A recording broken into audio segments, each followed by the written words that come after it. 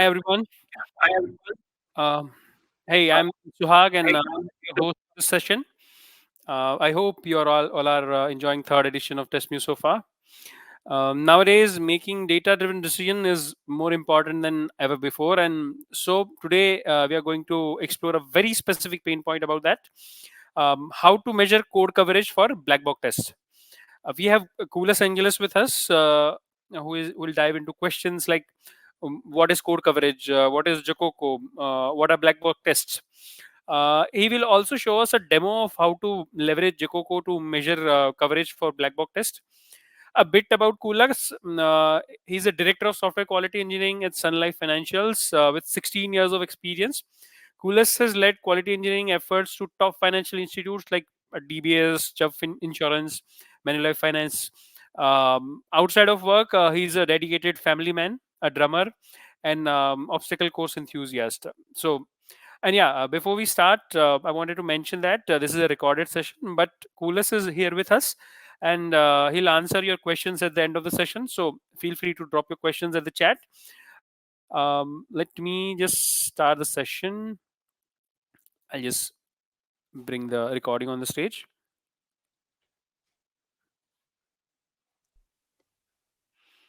Yeah, I guess we're good to go. How much code coverage does our Blackbox tests have? That's the usual question I hear when I talk to developers and testers when the topic of coverage comes up in the different companies that I have worked with. And today, we'll try to answer that. Good afternoon. My name is Kulas Angeles. I am from Whitby, Ontario, Canada, and my day job is a director for software quality engineering at Sun Life Financial. And outside my day job, I run my own life and transition coaching practice called Move Forward and Up Coaching. Before my current role, I was a DevOps coach where I worked with a lot of squads and teams on their DevOps practices. And I have seen how there are disconnects and sometimes misunderstandings within the team, leadership, and other stakeholders on how we can measure quality holistically. This is the reason why I came up with this talk, to have a starting point for conversations between developers and testers around holistic quality through quantitative metrics. And today, we will answer the question, how to measure code coverage for black box tests. In this era of software development, I hope gone are the days where we rely solely on the QEs or testers to take care of quality. I usually call myself a software quality advocate, and what I am really advocating for is that quality is everyone's responsibility. Let me repeat that. Quality is everyone's responsibility. And if you are to take anything from this presentation, it is that. Okay? From the stakeholders, the developers, the testers, the operations team, the reason we implemented this is for us to be able to have better conversations about quality by looking at metrics that describes what our test artifacts, that includes our unit tests, our black box tests, regression tests, exploratory tests, and everything. How much does it cover in our source code? Back in the days, I always use test coverage and code coverage interchangeably. So let's try to first differentiate them by defining them.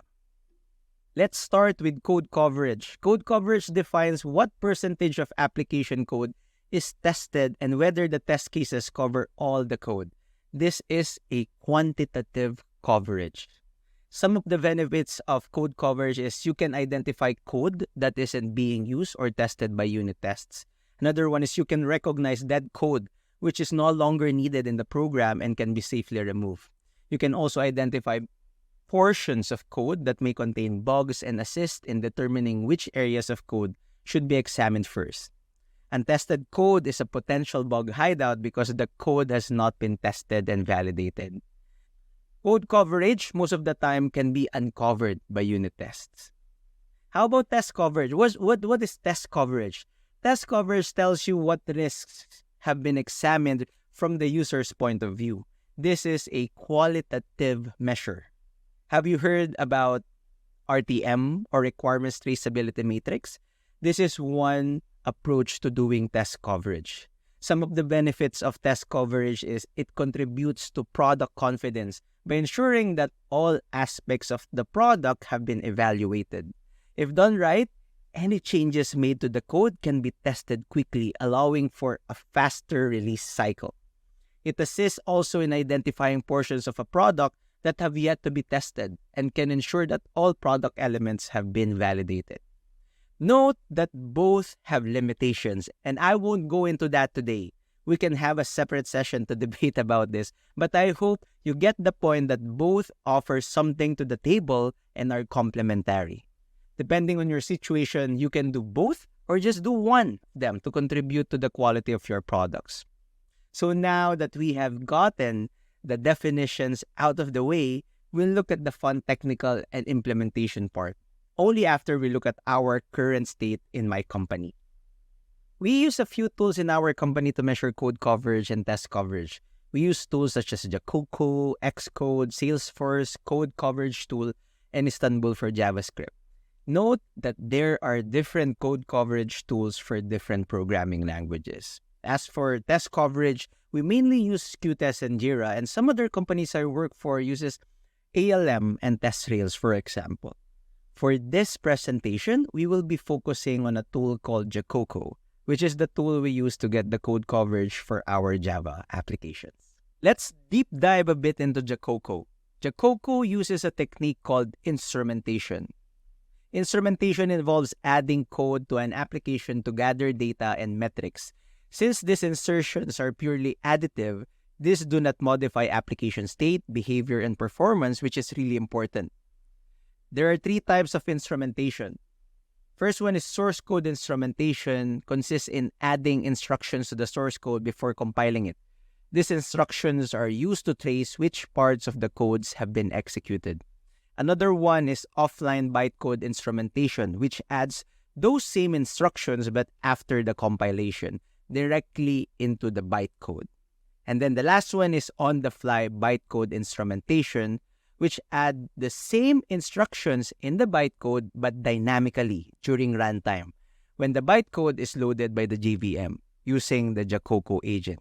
Now, if it's too technical for our purpose, we will be using on-the-fly bytecode instrumentation, which means we are just really adding a listener in our application that listens to whatever actions we do on the application so we can report it back.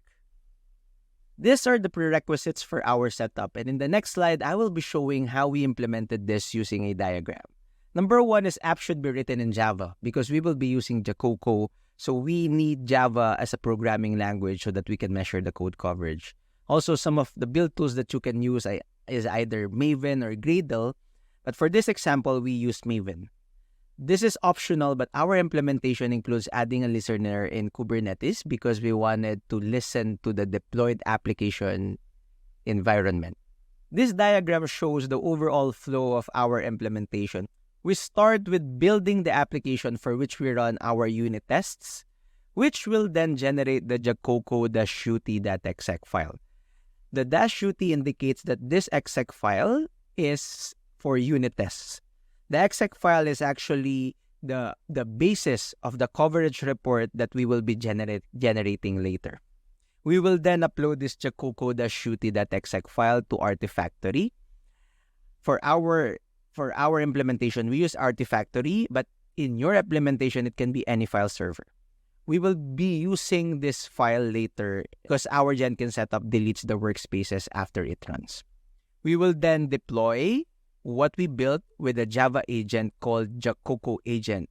It will serve as our listener to any actions that we do on the application.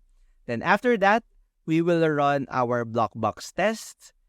Our Blackbox test can either be your manual test, it can be exploratory, your automated smoke, regression, functional testing. And what the JaCoCo agent will do is it will listen to whatever we do on the application. May it be a click, may it be setting of values, may it be selecting from a drop-down. It will also record the actions whenever we hit an endpoint if it's an API application. Then, what we'll do is we'll call on the merge library through Jenkins, through a command called dump request. So for us to do that in Jenkins, we will check out the code that will give us the source code, which is one of the requirements for the coverage report to generate code traceability to the code level, as well as the Maven profile that we will call on the different JaCoCo CLI commands. What we did is we created a profile that will facilitate the CLI commands by JaCoCo so that we can merge the report. So after checkout, we will download the JaCoCo-ut.exec that we have uploaded in the Artifactory. We will then extract the class from the jar. The reason being is if we will not use the same classes that is in the jar that was deployed to the application, we will not be able to merge the report properly because the classes and bytecodes that we need should be the same with what we have deployed. Hence, us needing to use the classes within the jar. We will also send the dump request to the JaCoCo agent, which will then give us the JaCoCo BT.exec. So the dump request is done through JaCoCo CLI, which will then create the JaCoCo BT.exec. BT is for Blackbox test. We will then call the merge command for the JaCoCo-ut and the JaCoCo-BT.exec files, and it will generate an aggregated exec file. When I say aggregated, it comprises of the intersection of what was covered in your unit test and what was covered by your Blackbox tests. Together with the source code and the classes, it will serve as an input for the report here, which will then generate the coverage report. So the short story is we run unit tests. It generates a JaCoCo-ut.exec. We run the Blackbox test. It generates the JaCoCo-BT.exec. We merge and produce the aggregated .exec file, and we run a report using the aggregated exec file together with the source code and the class files, and we get the coverage report. Now, the question might be, can we make it a standalone app? For sure, but we will still be following the same process. We generate a UT.exec, we generate a BT.exec, we combine them and create an aggregated .exec, and then we generate a coverage report. It's time for us to do the demo, which is probably the meat of this presentation. We will be using a local Java application using Maven running on an IDE with a JaCoCo listener.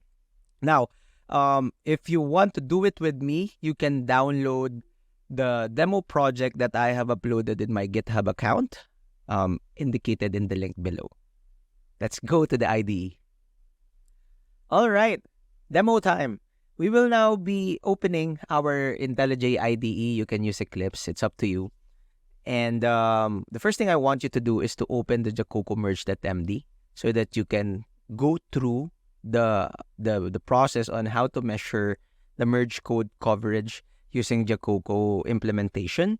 So I have given here the link if you'll want to access my personal repo in github.com. Please access that. Note that I have just cloned the same project from Spring. It is a generic open source project that they have just to get you started. And if you want for this to work, right, you would want to follow the necessary setup commands here in the README markdown file, which is this one. Right? So just follow this one and get this working, right? If you're doing it from scratch. Now, this project that you have just cloned already have the necessary execution goals. If you go to the pom.xml, you'll have the necessary execution goals to follow through the JaCoCo merge steps that we have in here. So under the JaCoCo plugin, you will see different execution goals for preparing the agent, to generate the JaCoCo UT.exec, to generate the JaCoCo SIT test report. This is what I call the JaCoCo-BT exec. For this one, I'm using SIT. And then for aggregating the test report. You also see a goal for dumping. When we do the JaCoCo dump, we just say that we want to get the JaCoCo exec file for the running Java listener, the JaCoCo agent listener from port 6300. And then we also have the execution for JaCoCo merge, the execution goal for merging both the JaCoCo unit test and the JaCoCo SIT or JaCoCo BT exec file so that we can have the aggregated report that we will generate our combined coverage report from. All right, let's now go to the setup. As I was saying, clone your project and then follow the necessary setup commands in our readme.md if your project is not working. You also want to create a library folder or lives folder and download the JaCoCo agent.jar from this website. Again, if you are just starting from scratch, this project already has that. And then I have also set up the pom.xml for your reference. Now we'll go to number 2, right? We want to generate the unit test JaCoCo exec and report. So we'll want to run the command for running the test and generating the JaCoCo-UT exec file. I have a note here that I want to prove that after combining both of the reports, we'll see an increased code coverage. So for this one, I also have the test backup folder for my reference. So let's generate the JaCoCo-UT.exec first by running this command and running it in the terminal.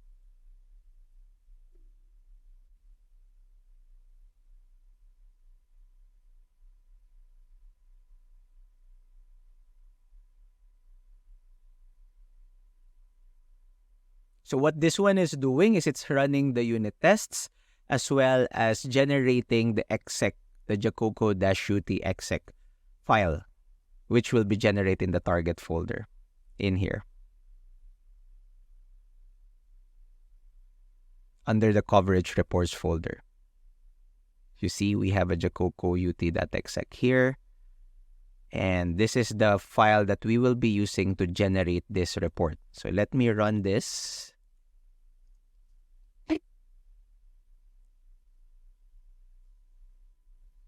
So once that's successful, you should see under coverage reports, if you open your index.html, let me open that.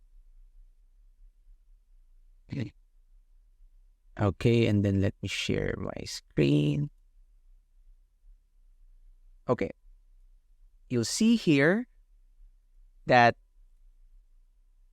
there's 18% instruction coverage. There's also 6% branches coverage. Pretty low, right? So later, what we will be doing is we will be simulating how a Blackbox test runs by doing manual clicks. And after we have deployed the JaCoCo listener or the JaCoCo agent. Let me go back to my IDE.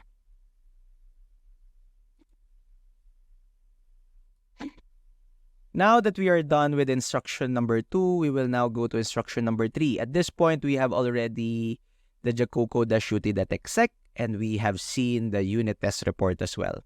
Now, we would want to run the application and attach a Java agent, right? For if you don't have the run profile yet, you can look at the pet clinic application.java. It's in your source code here. Main Java pet clinic application. You can just run from here. I have already a running portion of that one. But what you'll want to do is to create a run configuration and edit the configuration to add the JaCoCo agent.jar that is in your lives or lives folder. Okay, this is how you'll want to attach it. It's in the README or in the JaCoCo merge.md. You want to emphasize on the Java agent and attach this specific file wherein the output will be a TCP server because we will be running the dump command later. The address doesn't matter and you want to do it on port 6300, right? So if we do run this, which is what we are asking for in this one, you see that it's starting the application, and you can access the application in localhost 8080, port 8080. Okay, once it's ready, we'll shift to the browser. All right, seems to be running. Let me just ensure that it's running. So this is the application that we have run with an attached JaCoCo agent, right? So I will just be running through a few links, do a few modification and deletion, and I will do that in a fast forward manner.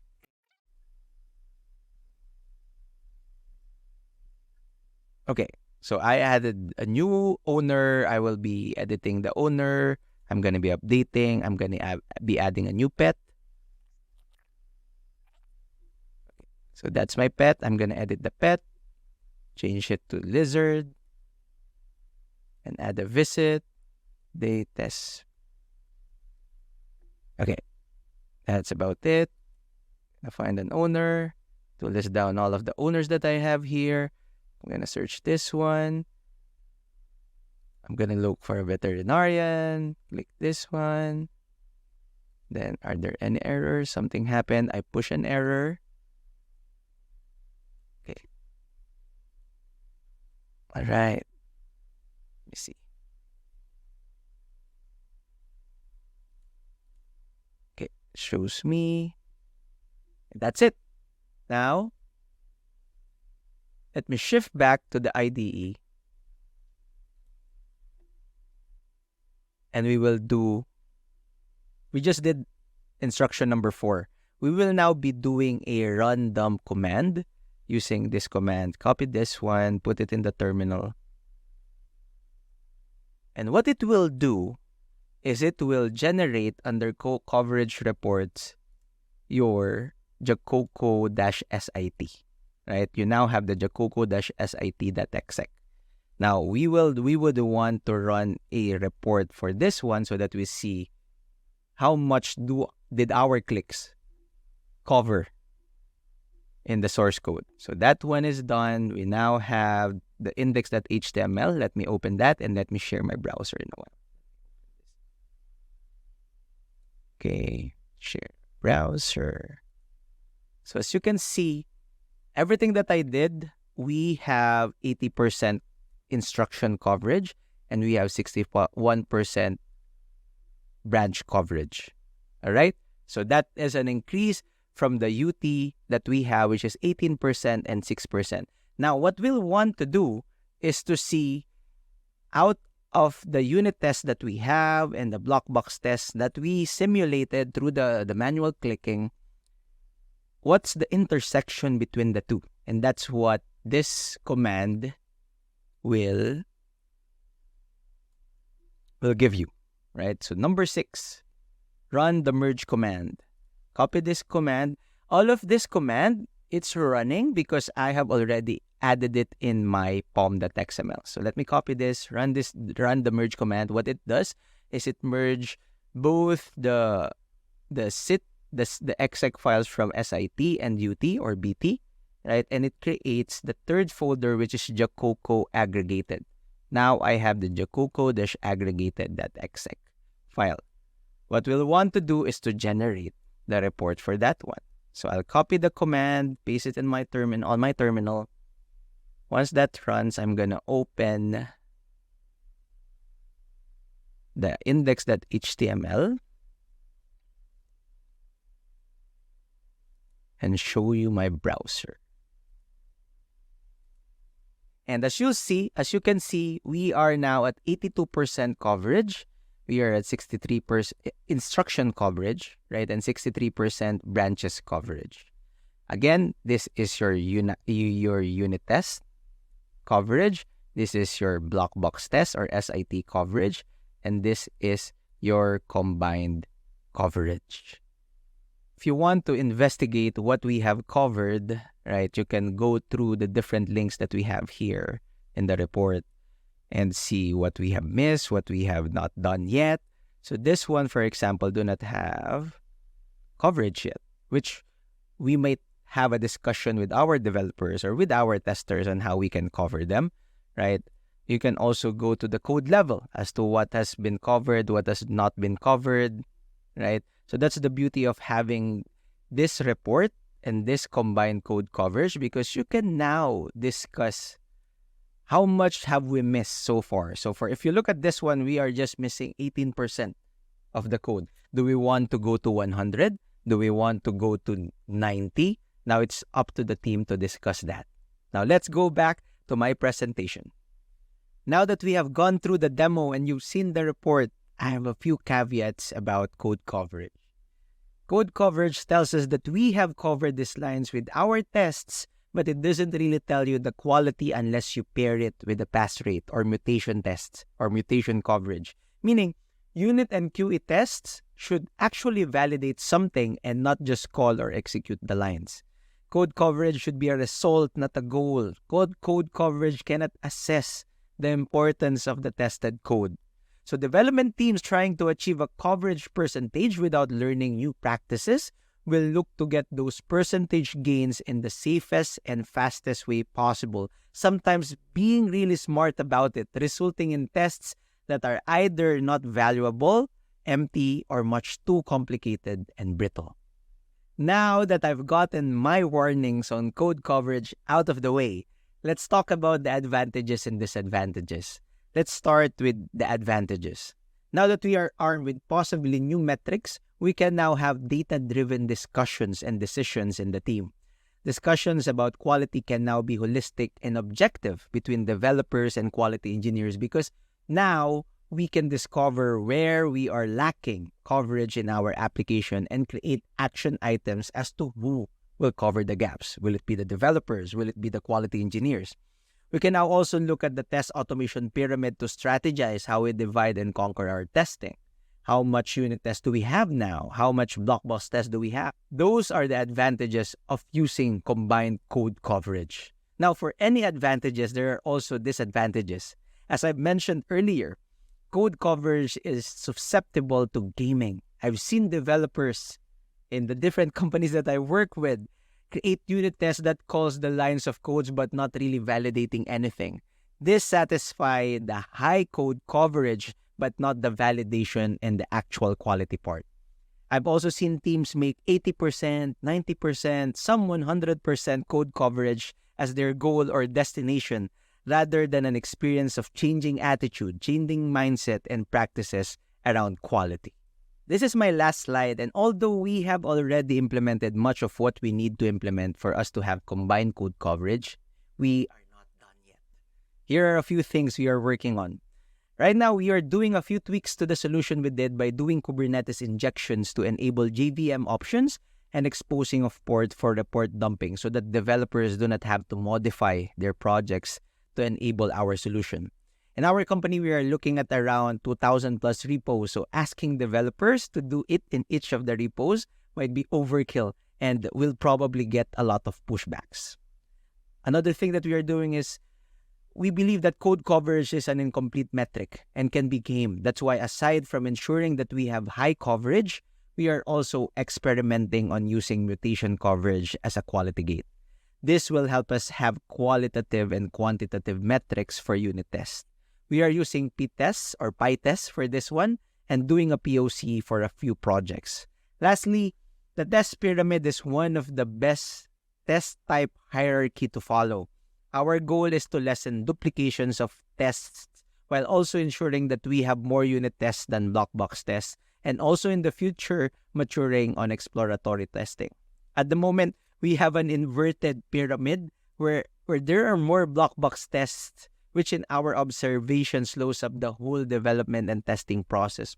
We're hoping that if we get the test pyramid right, in terms of the number of test artifacts, we'll probably get faster quality feedback. Before I go to Q&A, I would like to challenge you and inspire you to do this in your companies to facilitate holistic quality discussions. Be the advocates of quality and innovation in your teams and companies. I believe that as quality engineers, we are entrusted with a great responsibility to always do things faster with quality and security built in. And let us all be stewards for making quality as everyone's responsibility.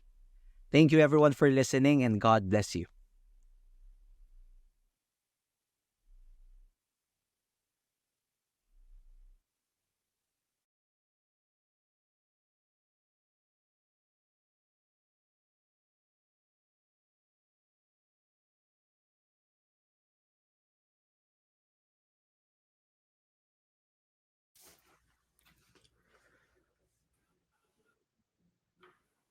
It was really amazing. I guess my video, yeah.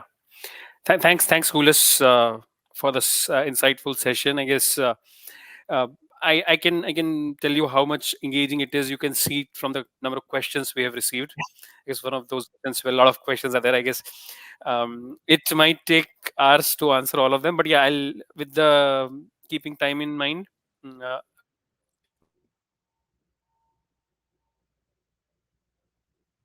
Maybe a couple of them I can answer, right? This one, I guess, yeah.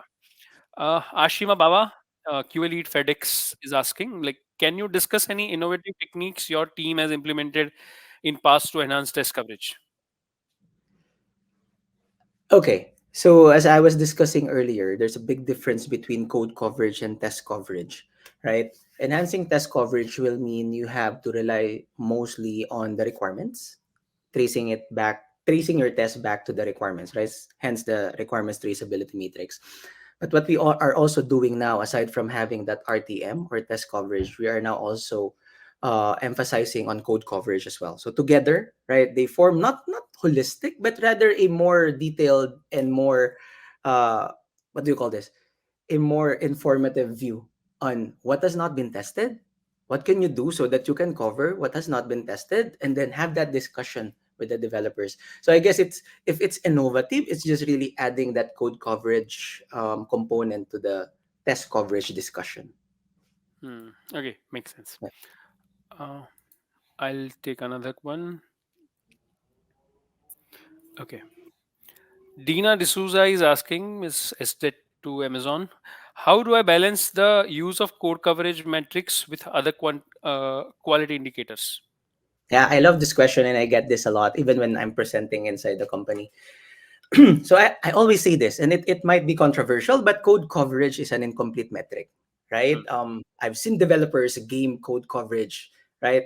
Rather than being purposeful in creating tests, they are purposeful in racing the code coverage that doesn't validate anything, right? So I always tell developers, I always tell the team that code coverage will only be effective if you add validations on it, Yeah. right? Like having a pass fail, having asserts in your unit test, and also complementing it with mutation coverage. We are just scratching the surface in terms of mutation coverage. So what mutation coverage does is it tells you the quality of your unit tests, right? So with us having more of the quantitative or the coverage side of it, while also looking at have we covered all or most of the use cases the mutation coverage tells us to cover, it enhances the whole balance of using code coverage with other matrices, right? So it's always a conversation with the team, but I think just to really answer this, code coverage is an incomplete metric, right? And you also always have to enhance that coverage with other metrics that you are collecting for the team. Yeah, sure. Yeah. Uh, I can take one more. Yeah. Oz is asking, what are some best practices for interpreting code coverage reports? The good thing about code coverage is it's quantitative, Yeah. right? It's not really open for interpretation, right? You have numbers there. It tells you that you have covered your instructions 20%. That means the interpretation there is that you Yeah. haven't covered 20% of your instructions, right? But if you're asking about how can the team interpret it as a conversation starter, then it's really, hey developers, here's the situation. We run a combined coverage, and all in all, our test artifacts only cover like 60%. Hmm. Let's talk about how can we reach 100% if 100% is the goal by divide and conquer, right? Who writes the 20%? Who writes the other 20%? Or who writes the everything that we have been missing? Will it be integration test? Will it be block box test? Will it be unit test? Right? So I guess once we have quantitative metrics, I love quantitative metrics because it leads to data-driven decision, Yeah. right? So it's now we now have data. How can we fulfill our goals by using the data that we have? Yeah. Exactly. It's more about the conversations and practices internally. Exactly. Yeah. I'll take one more. Okay. This one, I guess we can take. Um, Mahesh is asking, what are the best practices for integrating code coverage measurement into existing black box testing process without causing significant overhead? Yeah, the good thing about again, it depends on the tool that you are using, right? If you are using Java, I think you've seen in the demo that it's so easy to classify your test into unit test, block box test, integration test, exploratory test. You can do all of that one, right? If you're using other code coverage tools, um, for .NET, for example, or for Salesforce, it might be a different approach, right? But I think the best practice is that you are able to segment your tests in a way that you can identify these are unit tests, these are integration tests, these are block box tests. Otherwise, it will be hard for you to figure out what are the overlaps, right? Which one is really doing this coverage. So I think it's really segmenting or tagging your tests appropriately and then connecting it with the code coverage is one of the best practice for integrating any type of tests, not just integration tests. Yeah, that absolutely makes sense. Yeah. I'll take one. There are a lot of questions, man. Yeah. Okay, this one we can take. Can JaCoCo be configured to exclude specific code paths or classes that are not relevant to black box test? Yes, you can. So JaCoCo has that configuration to include or to exclude. That applies for both unit tests and your block box test. I don't have it readily handy, but if you go to the JaCoCo website, there's a way to configure what classes would you like to exclude, what packages would you like to exclude. So it's definitely configurable. Sure. Um, okay.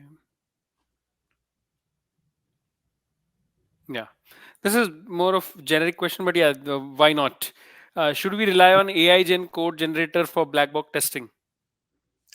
Personally, part of what I do in the company is more on the innovation side, right? Yeah. So AI is always a mandate for everyone now, right? Use AI for writing requirements. Use AI for writing tests, right? Use AI for writing code.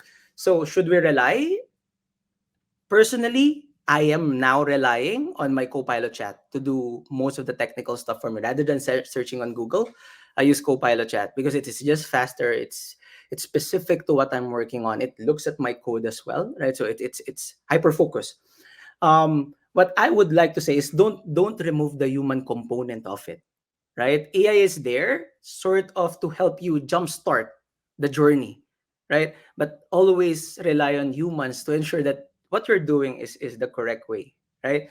Rely 100%, no, right? But rely on like easy stuff that machine could be doing, machine could be automating for sure, right? So that's Mm. that's my answer on this one. This could be controversial as well, Yeah, of right? course. But yeah, I leverage the tool because it does Yeah. help us, right, do things better. Yeah. Make the AI help you, not to Yeah. depend on. Sure. I guess this one. Uh, okay. Um, what matrices or indicators should we consider alongside the code coverage to get holistic view of black box testing effectiveness? I guess here we can maybe talk about quite a few things here and there. You think which makes things Yeah. complete? Yeah, that's right. So as I was saying, combined coverage and an incomplete metric. But if you add the pass rates there, right? If you add assertions there, if you're saying you're 100% code coverage, but your pass rate is like 50%, you have to second guess the result of your test, right? So pass rates are really something that I always want to add to complete the coverage, the code coverage metric. And as I was saying, mutation coverage, right, is one thing that we add as well. Other coverage such as the usual other metrics that we use in QE, such as defect escape rate, they're almost always after the fact, right? So if any, have your team or have your capabilities figure out what metrics you want to track for shift left, right? Because shift right is most of the metrics that we are tracking now, right? Mm. Come up with metrics on the shift left side, right? And pair it with code coverage, right? Is probably the safest answer for this one. But pass rates will always be my number one Okay, suggestion. of course. Yeah. This is more of an experiential question. Can you share any real world examples of how black box test code coverage has been measured and improved in practice? Maybe a couple of examples from your past. Yeah. So in my current company, we are currently done the POC phase. We are piloting, right? So we are now talking to teams, enabling it in our pipeline. So it's sort of an offering that they can either opt in or opt out, right? We don't want any part of that one. Mm, That's cool, right? But it's in the pipeline. It's just a matter of saying yes to it. Now, real world examples, right? I've seen teams, right, especially in my company right now, talk about quality deeper now, right? From having no idea as to, hey, I have this 100 manual test cases, right? mm. And it's covering how much in our source code? I don't know, right? So the conversations like that, hey, you know what? Our quality engineers is looking at our code coverage, aggregated code coverage report. It is saying Mm, here we are 75%. Is this mm, good enough? No, we want 85. Okay, let's talk about how can we get to 85. Should we write more tests for this missing coverage here? Should you write more unit tests? Should you write more API tests? Right. So I've seen teams have better conversations than just saying, you know what, based on my requirements traceability matrix, we are at 100%, right? But what does it cover in the code, yeah. right? Which is more quantitative. So I've seen teams move their quality practice, not just quality engineering practice, to a whole new level by adding these metrics as part of what they look for in the sprints that they have, for example, in their retrospectives. So Yeah. yeah, that's the example for this That one. I guess covers a really holistic answer for this. I guess we can take one last question and maybe okay. This is very technical. What specific metrics can JaCoCo provides that must be tracked? Very good question. I usually just start with line coverage. That's the easiest, Yeah. right? Because if you go the instruction, the branch, it gets more complicated, right? Sonar Cube, for example, it has its own way of measuring coverage. I think it combines both instructions as well as branch, right? So if you want to make it simple, right? Track line code coverage, right? It's the most simple way to track coverage. And then if you get mature on this one, you can now include branches, right? Condition coverage, right? But for simplicity's sake, if you're just starting, line coverage, always the easiest way to have conversations with. Yeah. Well, thank you so much, Kulas. I guess there are so many questions, but we are also short on time. But yeah, I'll surely try you to can. answer them in that platform. Yeah. Yeah, surely. If possible, maybe shoot those questions on LinkedIn or some social media platform to Kulas, and he'll be more than happy to answer. Anything, Kulas, before we part, to mention anything we should keep in mind, whatever you want to say. Oh, I would just like to thank TestMu, yourself, Suhag, and Sparsh, who has been in contact with me for the whole duration of this Yeah, one. This is an amazing opportunity for quality engineers to share their knowledge, their experiences. And I hope we continue doing this, right? Make it sure. like a biannual thing because this is just so good that everyone is learning about. I know it's too much work on your end, but it's too much benefit too No, on absolutely. our. We are absolutely enjoying it, Kulas, and we would more than happy to do it every month. But yeah, there are quite a few Yeah. limitations, but we would definitely come as frequently as possible for the community, of course. Yeah. And if you have any questions for me, my LinkedIn is on the presentation. Just reach out to me. I can answer your questions there. My email is there as well. I'd be happy to collaborate with you in the future as well. So let me know if you need anything on my end. Sure. I guess huge thank you to Kulas for sharing the expertise with us. We have covered a lot of grounds from understanding code coverage and JaCoCo to seeing how these tools can make real life difference. With also examples from, of course, examples from Kulas experience. Just a quick reminder: this session, like all others, is being recorded and will be available on Lambda Test YouTube channel. So if you want to revisit any part of today's talk, you can check on a YouTube channel after the TestMu. Thanks again for joining us, and I hope you have amazing day, everyone. Bye bye.